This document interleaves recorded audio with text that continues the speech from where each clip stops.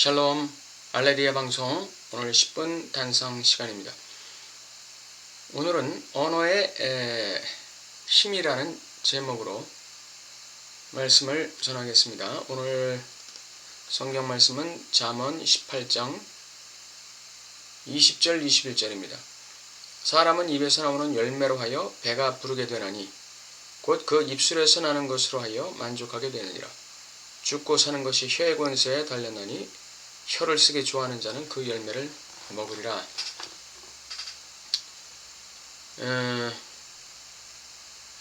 오늘 이 성경 말씀은 우리의 입술에서 나오는, 우리의 입에서 나오는 말, 언어, 이것이 어떤 것이냐에 따라서 우리의 삶의 운명이 결정된다는 것을 말씀하고 있습니다. 이 언어의 중요성에 대해서 정신과학자들의 한두 가지 견해를 소개하겠습니다.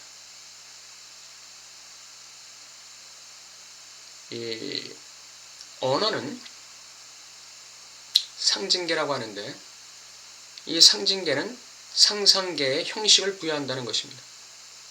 이건 무슨 말이냐면 우리가 꿈과 어떤 소망을 가지고 있다 할지라도 상징계, 즉 언어의 세계가 그 상상계에 덧입혀질 때, 더 씌워질 때 그 상상계는 힘을 발휘할 수 있고 열매를 맺을 수 있다는 것이죠. 상상계라는 것, 이 꿈과 희망을 가지고 있다는 것은 그냥 하나의 그 물과 같습니다. 이 물이 말하자면 식수로 쓰일 수 있도록 길어 올려지려면 하나의 통로를 형성해야 됩니다. 그 물을 뽑아 올릴 수 있는 길을 만들어야 됩니다. 그 길이 바로 언어입니다. 상징계입니다. 그러니까 이 상상계의 이 꿈과 환상 또는 이 비전과 희망이라는, 소망이라는 이 상상계적인 거대한 하나의 에너지는 상징계라는 언어 체계의 물길을 따라서 움직일 수밖에 없는 거예요. 그러니까 아무리 꿈과 환상이 있어도 그 꿈과 환상을 인도할 수 있는 그 통로, 즉 언어 체계, 신앙의 용어로 말하면 진리 체계가 있지 않으면 그 꿈과 희망이 다 무용지물이라는 것이죠. 그래서 그 히브리서에도 믿음은 바라는 것들의 실상이요 보지 못하는 것들에 대한 증거다.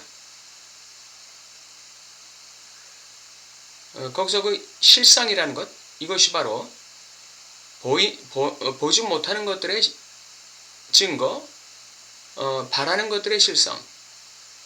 바라는 것은 이건 꿈과 희망을 소망을 얘기하는 것이죠. 근데 그것의 실상을 만들 수 있는 그 원천이 바로 뭐냐? 그게 언어라는 것입니다. 진리, 하나님 말씀이라는 거죠. 보지 못하는 것들에 대한 증거, 보지 못하지만 꿈꿀 수는 있습니다. 그 꿈꾸는 그 상상을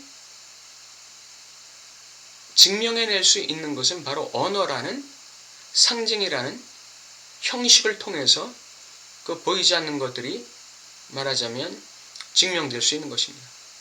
그러므로 우리의 이 상상 세계, 이 환상의 세계, 이 꿈의 세계는 상징으로 덧입혀지기 전에는 열매 맺을 수 없다는 사실을 우리는 기억해야 됩니다.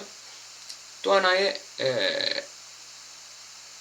언어의 기능은 뭐냐면 언어는 정서를 만들어낸다는 것입니다. 언어는 우리의 정서의 기본적인 패턴, 칼라를 구성한다는 거예요. 그러니까 뇌과학자들은 우리의 뇌 중에서 가장 중심이 되는 것이 언어 중추라고 얘기하고 있습니다. 좌측 뇌가 바로 언어를 관장하는 뇌고 우측 뇌가 정서를 관장하는 뇌입니다. 그런데 우리의 좌측 뇌인 언어 뇌에 어떠한 단어가 들어오느냐에 따라서 우측 뇌의 정서가 결판난다는 거예요. 그리고 정서라는 것은 감정과 다릅니다. 감정은 상황과 환경에 따라서 올라가고 내려가고 하는 변동이 있는 것이지만 정서라는 것은 항상성이 있는 것입니다.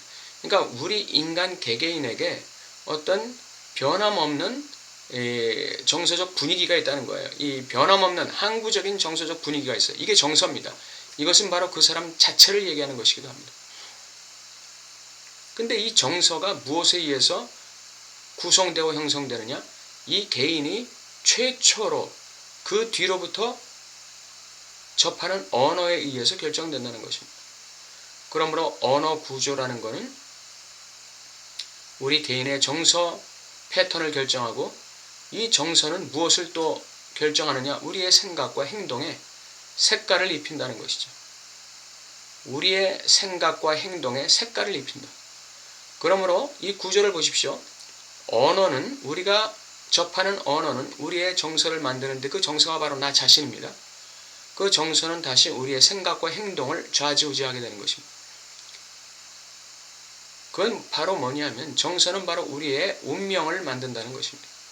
그러므로 내가 어렸을 때부터 어떤 말을 들었느냐에 따라서 우리의 정서가 결판나고 그 정서가 우리의 운명을 돌리는 것입니다.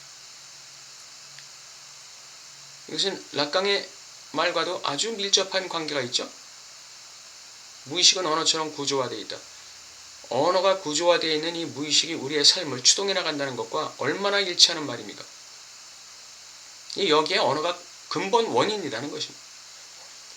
우리가 우리 자신을 어떤 언어 세계에 등록하느냐, 어떤 이 언어가 우리 자신의 주체를 구성하고 있느냐, 여기에 따라서 우리의 운명이 결판난다는 것이죠. 언어, 정서, 생각과 행동, 우리의 운명, 이와 같이 상징체계가 구성되는 것입니다. 오늘 성경은 우리가 죽고 사는 것이 혈의 권세에 달렸다고 말하고 있습니다. 우리 죽고 사는 것이 환경에 달렸다고 말하지 않았습니다. 우리 죽고 사는 것이 하나님에게 달렸다고도 말하지 않았습니다. 물론 하나님에게 달려있죠.